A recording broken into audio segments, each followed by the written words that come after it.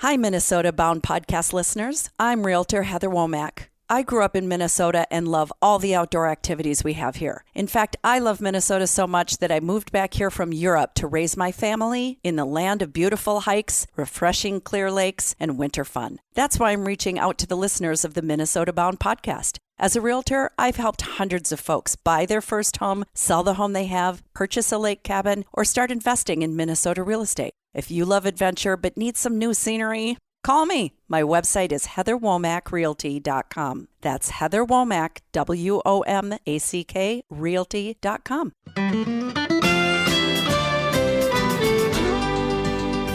It is one of my favorite sounds on the planet, and to those who know it, it is distinct. That tinny dink of sap dripping into the bucket. Hey everybody, Bill Sherck, the man about the woods. Welcome to the Minnesota Bound podcast, the stories behind the stories, presented by Connecticut Water Treatment Systems. My family uses Connecticut. You should too. Also, Star Bank, the bank we use at Minnesota Bound, the Minnesota Department of Natural Resources, and the Minnesota Propane Association. Also, our newest partner, Caldwell Banker Realtor Heather Womack. I grew up making maple syrup with my grandfather. All my friends would get on airplanes and fly off to South Padre Island or Cancun for spring break, and instead I would fly over to Worcester, Ohio to spend a week in the woods. My grandfather lived in Amish country, Worcester, and one of our spring traditions was making maple syrup. As I got a little bit older, I could drive the tractor and collect from his 100 and some buckets and then deliver that tank of sap over to the sugar shack. It is a tradition that has, no pun intended, stuck with me for many, many decades. And it's a tradition that is shared here in Minnesota by people who love spring.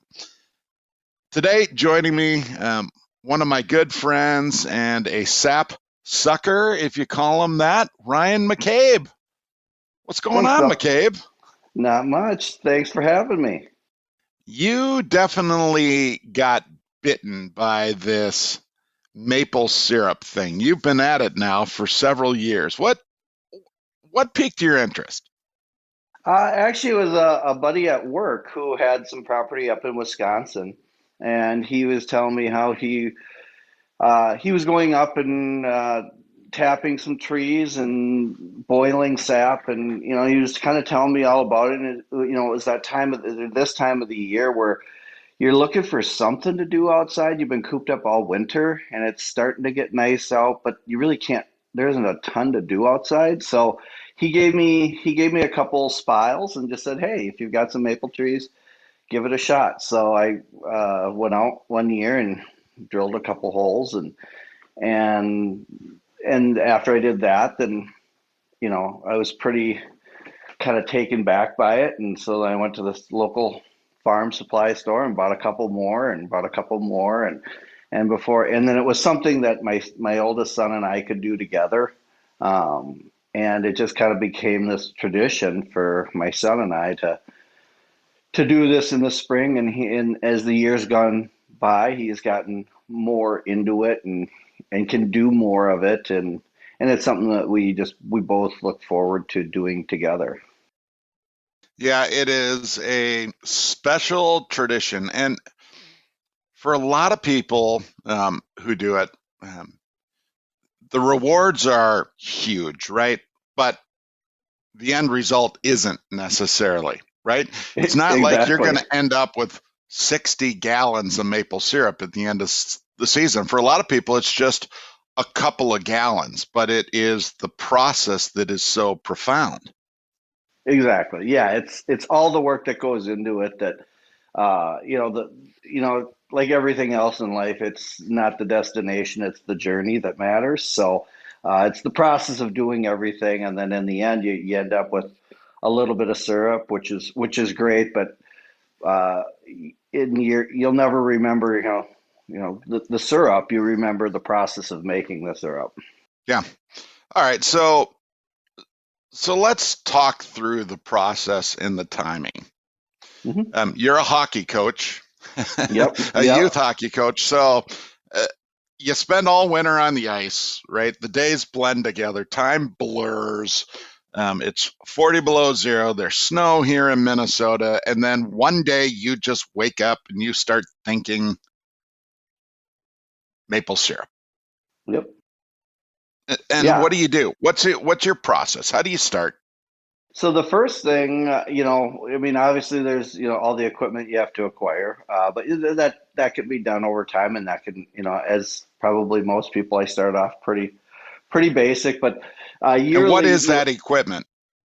so the equipment is some spiles, the spouts that you drill into the tree that hold the buckets, or now they have little plastic spigots you kind of pound into the tree with some tubing that go to a bucket. Otherwise, they have the spouts that you can hang the buckets on that catch all the syrup.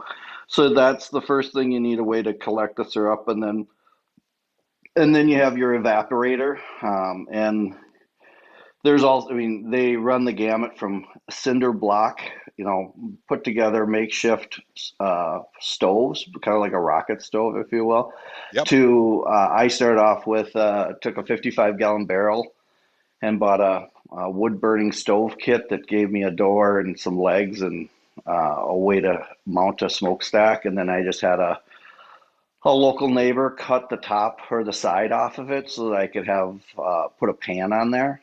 And then more recently, I sold that and got a kind of a hobby version of a full blown maple evaporator. Yeah. And so, and other people's,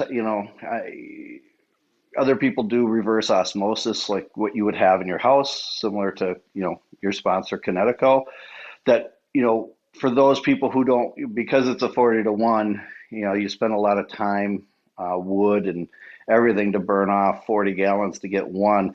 People use reverse osmosis systems to strip the water off and keep what normally in a reverse osmosis system, you would discard the kind of, the waste product, if you will. Well, that's what you're actually trying to keep, and you're trying to pull off as much water so that you don't have to boil that.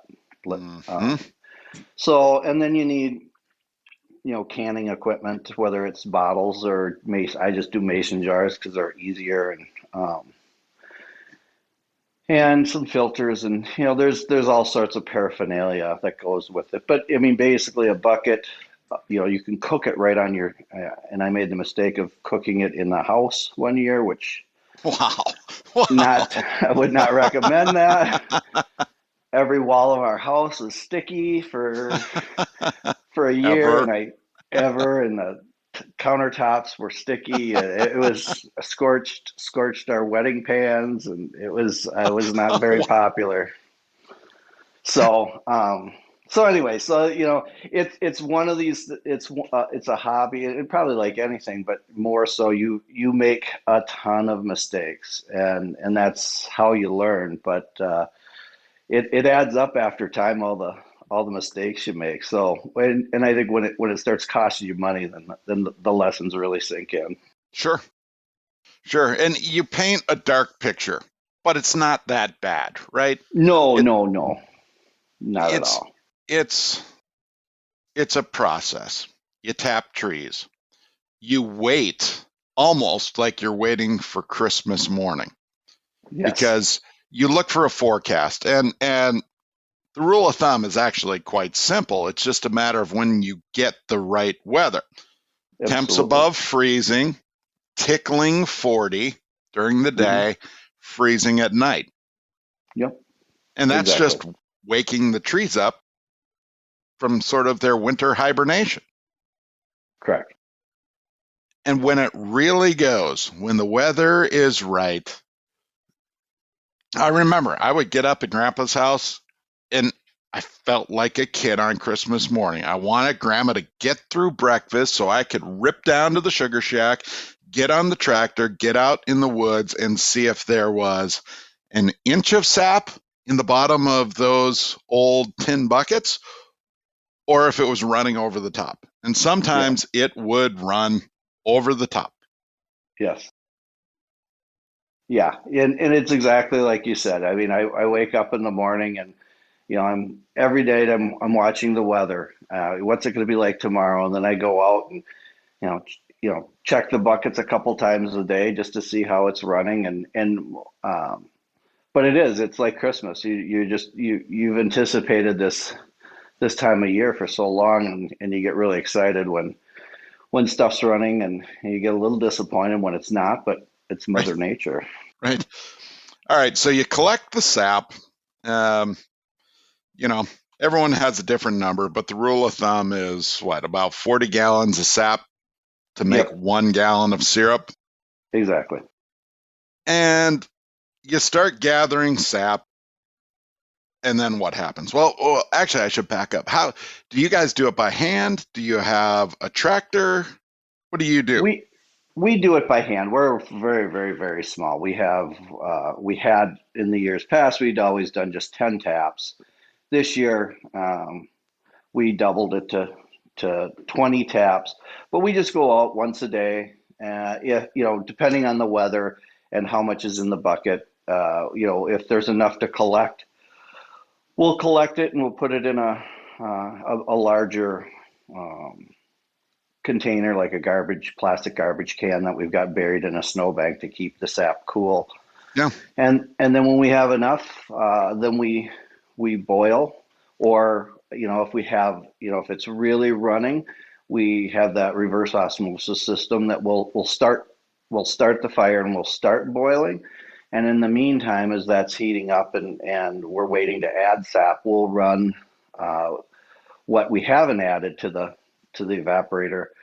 We'll run through the reverse osmosis system so that at least we can start pulling some of that water off, and then recycle it a few times. And there's lots of people get worked up about that, but it's all about efficiency and time, and it's fun when you can go out and do it for a couple hours, but when it's really, really running, at a certain point it becomes a chore where it's like, oh, I got all this sap. We've worked so hard to collect it, and I don't want to be out here till 4 a.m. boiling this.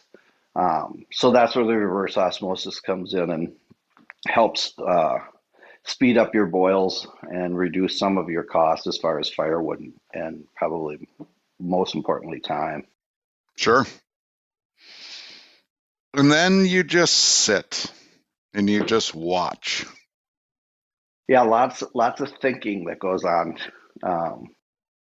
So which is also part of the, which is kind of nice because it forces you to, you can't do too much. If you do, and I've made this mistake many times where you're like, I'm just going to run and do this really quick. And then if, you lose track of time and you come back and you've got scorched pans or whatever. So, you really have to be, there is plenty of thinking time in between, but you really have to kind of mind it and pay attention.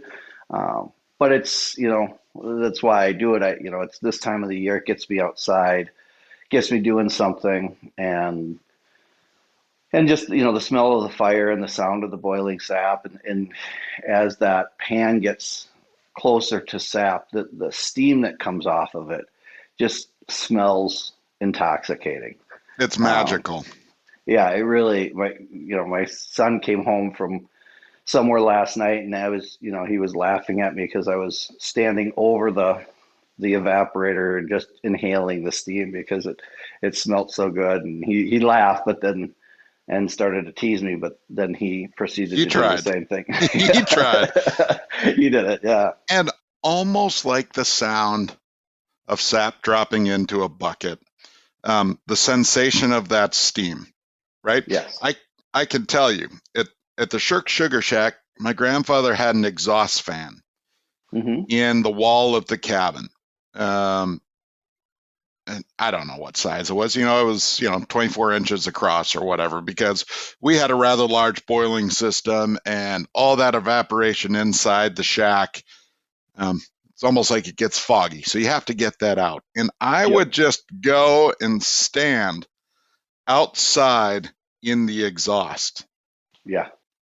Right in this sweet fog that smells a third like maple syrup. And it's still very prominent to me of my grandfather yelling at me to get back in there to help out because I just stand out. But again, so much of making maple syrup is about those moments. It's the experience. And I want to talk to you. I want to talk to you about one of the big moments. But first, we need to pay some bills. Ryan McCabe is my guest today on the Minnesota Bound podcast, The Stories Behind the Stories. And we are talking about the magical season of making maple syrup. And it's all about being pure, which is what our first sponsor is about, Connecticut. The Sherck family loves Connecticut water. It's no secret. We've been that way for years. Katie and I live out in the country with the boys, and we've got that ironclad well water. Everyone knows the smell. Oddly enough, at Grandpa's house, we had that smell in spades. But the Sherck family, in our home, we got the Connecticut whole home water treatment system. And we also use Connecticut's K5 drinking water system. All the buildup on the faucets is gone these days. Our dishes are spotless. Our laundry looks great. Katie always talks about how great the water is for her hair and her skin. And like I like to say these days, the Sherck boys always fill their water bottles before soccer practices and hockey practices. If that doesn't tell you that Connecticut water is worth the investment, I don't know what will. Call Connecticut. Do like the Shercks did and look forward to clean, safe, healthy water. Also, we'd like to thank the Minnesota Department of Natural Resources. I just want to thank the Minnesota DNR. And as we know, Minnesota's wildlife management area are a vast array of lands across all of Minnesota, and there are approximately 1,400 wildlife management areas that are valued for wildlife in Minnesota's outdoor recreation opportunities. So speaking of recreation, to find out more about Minnesota's wildlife management areas, you can go to mndnr.gov/WMAS. Okay, back to the sweetest podcast we have ever produced. That's a little bit of maple syrup punnery there, in case you didn't know. My guest today, Ryan McCabe, a good friend of mine, who I'm a little bit jealous of these days because I live out on the prairie and he lives in the woods, surrounded by beautiful sugar maples, and he is taking full advantage. Last night, you were out evaporating. How long would you say you were outdoors? I was probably out there for three to 4 hours. Just sitting and watching? Yep, stoking the fire and doing putzing with here and there, splitting a little bit of wood, but just kind of watching it and thinking and adding more sap, adding more, just putzing. It's kind of a fun thing to do. And I would argue that in a world where everything is fast and instant, that the art of making real maple syrup takes you back. Everything slows down. Mm-hmm. And as a core value, those are pretty powerful moments. Yes. The end. Podcast done. We're out of here.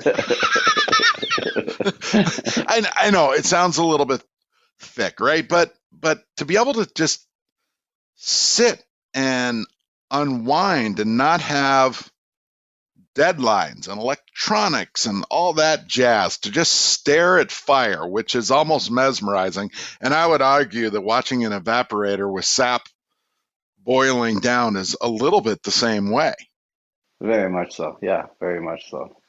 So you get 3 or 4 hours into this deal, and then it's time to start getting a little bit scientific, so to speak. you have to start paying attention to temperature Mm-hmm. and using, what's it called, a hydrometer?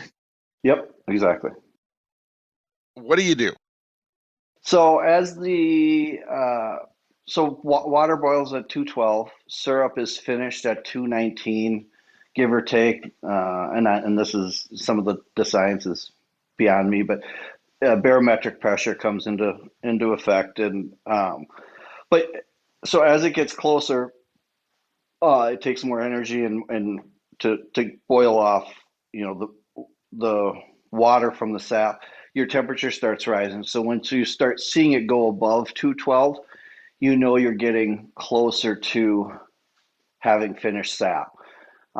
We use a hygrometer or hydrometer to you put it in a cup, and it's a little glass vial with some lead in it, and you put it in there, and when there's marks in there similar to, looks a little bit like a temp gauge, but you put it in there, and when it floats, there's a specific range that you're targeting for finished maple syrup, and you put your little hygrometer in the cup, and when it floats, it tells you, when your syrup is finished.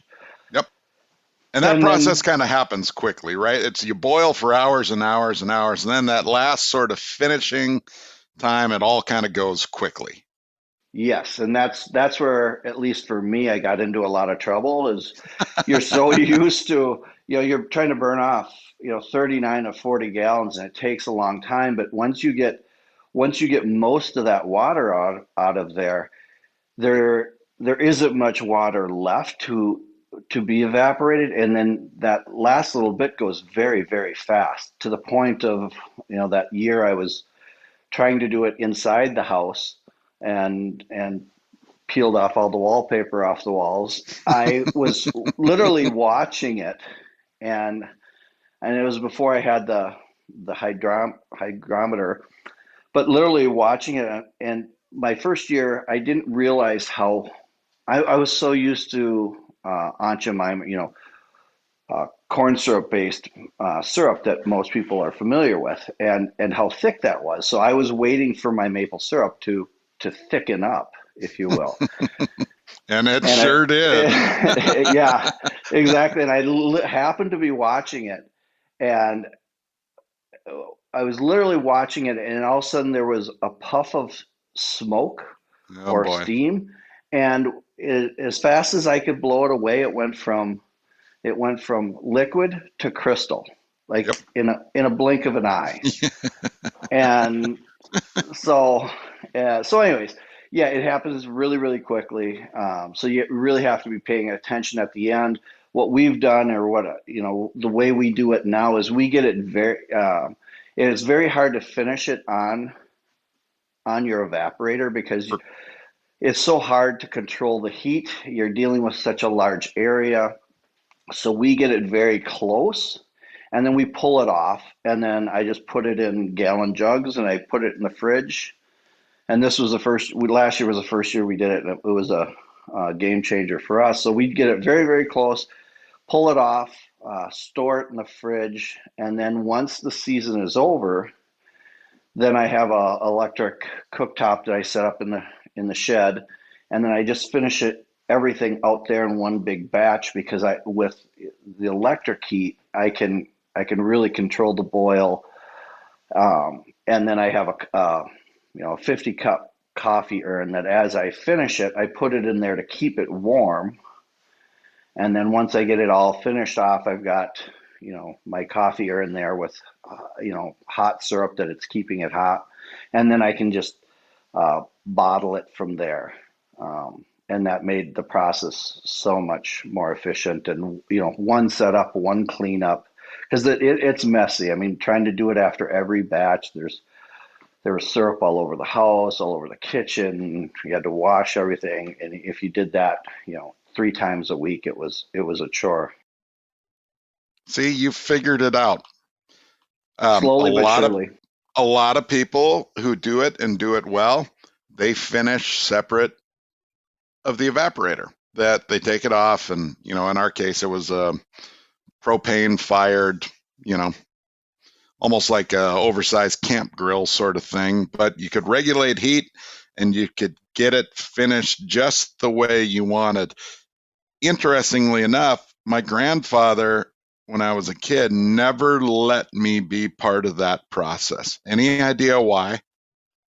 Not because he thought I'd ruin it, but because of the temperature of the syrup. Oh, sure. Right? It is so hot compared to boiling water that he was always worried that something could happen and that I could burn myself. Mm-hmm. And I always got so frustrated. I had to wait until I was, much older to be a part of that. But then you finish it. It goes off the tap into the jars or the jugs. You seal them. And it's over. And the sense of accomplishment, right? Yes. Yep. The next chapter. And then it's a little bit sad because then your season's over. And I mean, you're happy that it's done, but at the same time, you're kind of sad that it's over for another year. So how long, on average, how many days do you get an opportunity to make syrup? For us being, so small that we don't boil every day, we usually will, and a lot of it will depend on the temperatures outside. The warmer it is, the more often you have to boil, just because it'll spoil, just like milk. So if it's a little bit cooler out, you can keep that sap. That's why I've got my holding bucket, if you will, buried in a snowbank to keep it cold. As it warms up, then I've got to boil more often, just because it'll go bad pretty quickly, and especially if it's been reverse osmosis, then the bacteria has also been concentrated higher before you boil, so that'll go back bad quicker. But usually, every other day, every 3-4 days, something like that. When it's really going, then it's probably every day. All right, we need to pay a few more bills, but after, I'm going to ask you a little trivia. Okay. I want to know if you've ever heard of the Great Maple Syrup Heist. But hang tight. We'll talk about that in a second. Right. First off, we need to thank our sponsors who help make the Minnesota Bound podcast. The stories behind the stories happen every week. Up first, the Minnesota Propane Association. Hey, I'm Laura Shera, and did you know, according to the Environmental Protection Agency Energy Star program, that propane is almost 3 times more efficient than grid electricity? We all care about our planet, so let's use energy efficiently to reduce our environmental footprint. You can heat your homes, your water, your cabins, your businesses with propane. The right energy right now. Propane, clean American energy. For more information, go to propane.com. We'd also like to thank Star Bank. Hi there, Ron Shera here for Star Bank. If you're putting your money into mega banks down the street, who knows where that money's being used? Bank locally. Keep your money local with a community bank that actually cares about you, your family, your business, and your goals. Check out the bank we use at Minnesota Bound. Try Minnesota's own Star Bank. You can find them online at starbank.net. When you call Star Bank, you actually hear a real living person answering the phone. Star Bank has 10 convenient locations around Minnesota to serve you and all the mobile banking products that you need to manage your money. Check out all that Star Bank has to offer at starbank.net. Okay, we've got a few minutes left here to talk about some of the fun parts of syrup making. Now that it is produced and in the jars and sitting, the maple syrup heist, the Great Maple Syrup Heist. You ever heard of it, Ryan? I have not, no. All right. Well, let's do double trivia. Where do you think the most maple syrup is produced on the planet? Canada. A. Quebec, to be exact. They even have a national storage facility. We have Fort Knox where we store the gold. In Canada and Quebec, they store the syrup. And it was 2011. Well, they're not exactly sure, but 2011 into 2012, somebody or some group was able to get in and steal 3,000 tons of maple syrup from the storage facility. That's like 18 million in maple syrup that was taken. And I think it actually had an impact on Canada's economy and their inflation rate. I mean, Really? crazy, Really? right? The rumor is there's a movie about the Great Canadian Maple Syrup Heist that's either coming or is in production. But yeah, pretty interesting story. But it tells you how valuable maple syrup is, not just to those of us small timers, but really as a world commodity. Crazy to think that. All right, let's compare some notes here. What do you do with your syrup when you're done? Like, do you have famous McCabe family recipes where syrup from your stash is mandated? No, unfortunately, I can't claim that. Oh, come on. Yeah, I You wish don't just I could. pour it into the storm drain. No, we give it away. We give it away to friends and family, and you know, it's yeah. I'd like to say I sell it. I don't. I just we just like to give it away to people we care about, and it's something that we put a lot of time and effort in, and hopefully they appreciate it. All right. Do you eat ice cream? I don't. I mean, yes, I eat ice cream, but I'm not I don't eat it often. Why do I feel like you and I are suddenly having a disconnect for as close of friends as we are? If you looked at me, you'd think I ate a lot of it, but no, I don't. So in the Sherck family, that was a big deal for us. We would make homemade ice cream, right? The hand crank, salt on the ice, just an awful process. And we'd always put our maple syrup over the homemade ice cream. That's one. Secondly, and it's, again, one of those things that is very distinct in my life, my grandfather drank tea every morning. And he always had a dash of maple syrup from our stash in his tea. So that taste is very, very distinct. But the other thing, have you ever tried to make rock candy out of your syrup? I've never tried, but I've made it, but not by design. Not on purpose, right? Not on purpose. Yeah. It crystallizes in the bottom of the jars. Yeah. Yep. And if you do that the right way, you can actually make a whole bunch of it crystallize. One suggestion or one lesson I was always taught is we always did it in the Sherck family plastic syrup jugs because it was easier to manipulate. In a glass jar, sometimes it's hard to get out without breaking the jar. Yeah, for sure. And you don't know what's candy and what's glass. Yeah. So that's another fun one. Yeah, it's just, there's something about creating it yourself, right? And it is the signal of spring, like certain birds that return when the robins are back, when it's time to make syrup, it just is the natural calendar. It says, yep, it's time to wake up. It's time for the new year or the new season to start. Absolutely. Other memories that come to mind, my grandfather would have all the kids come out to the farm. So he had years and years of these little crayon thank you card drawings hanging all over inside the shack. We experimented in hoses a little bit when hoses were becoming a thing, but in some ways that took the fun out of it for me, right?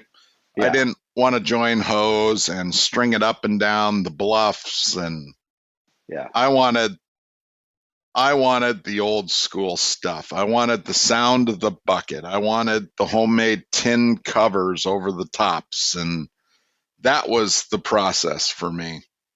There are still a lot of people here in Minnesota that are making syrup, on a large scale and on a small scale, and it is just an old-fashioned process that you just can't modernize, so to speak. You have to do it the old school way. And maybe that's why you do it, right? Yeah, yeah. It's amazing how much work and time. I remember going to the grocery store and seeing real maple syrup and thinking, next to the Aunt Jemima, and thinking, that's ridiculous how expensive it is.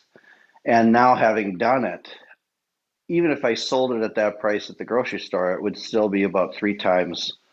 My cost is probably three times higher than what they're selling it at the store. It just, it's pretty tough business to try and make a buck.